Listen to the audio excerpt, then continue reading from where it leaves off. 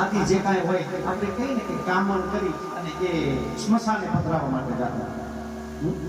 સ્મશાને પધરાવવા માટે જતા હતા, મૂકવા માટે જતા હોય, દાટવા માટે, જે ક્રિયા હોય એની છે. બુવાઓ સાથે હતા અને આ કામણમાં બધું એમ આમાં જે કાંઈ છે ને એ તમારા ઉપર જે કરેલી વસ્તુઓ છે આપણે આમાં આપણી ભાષામાં કહીએ તો ભીખમાં આ બધું કાપ્યું. એની સામે એક વખત ઘટના એવી ઘટી છે સાહેબ. નરસિંહ મહેતા હાલ ગામના લોકો ક્યાં જાઓ છો એટલે કે જો આ ભાઈ માથે કંઈક એવું થઈ ગયું હતું જેથી કરીને કામણ અથવા જે કાંઈ ભૂત જે વળગ્યું હોય એનો વળગાર કાઢવા માટે થઈને અમે જઈએ છીએ. તો એ વળગાર ક્યાં છે? નરસિંહ મહેતાએ પૂછ્યું વળગાર ક્યાં છે? તો કે આ માટીના પાત્રની અંદર. એમ? હા, તમારે જોવું હોય તો ગામના લોકો એમ કહે કે ભાઈ આ વળગાર જોવાય નહીં, વળગાર જોવો તો વળગે પાછો તમને. નરસિંહ મહેતા કે મને વળગેલો વાંધો નહીં પણ વળગાર કેવું છે મારે જોવો છે. એટલે ગામના લોકો કે મેં તો મને સાંભળશે નહીં કાંઈ.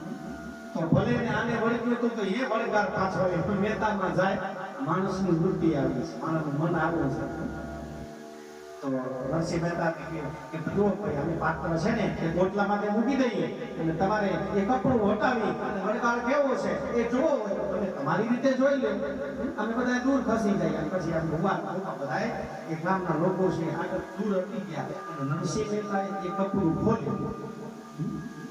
આ હકીકતની વસ્તુ છે. નરસિંહ મહેતાને તો બધામાં ભગવાન દેખાતો હતો ને. અને આ બાજુ ત્યાં વસ્ત્ર છે એ પાત્ર ઉપરથી માટીના પાત્ર ઉપરથી હટ્યું ને એટલે ભગવાન બાંસુરી બજાવતો નજરે જોયો. નરસિંહ મહેતા એ ભગવાન સાથે વાત કરે કે ભગવાન આ કામણ કોમળની અંદર તું બેઠો છો, ત્યાં વળગારની અંદર તું બેઠો છો.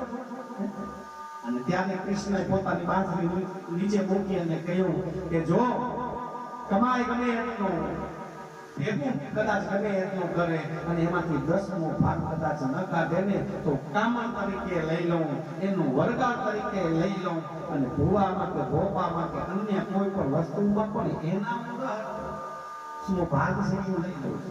સમજાય છે ને?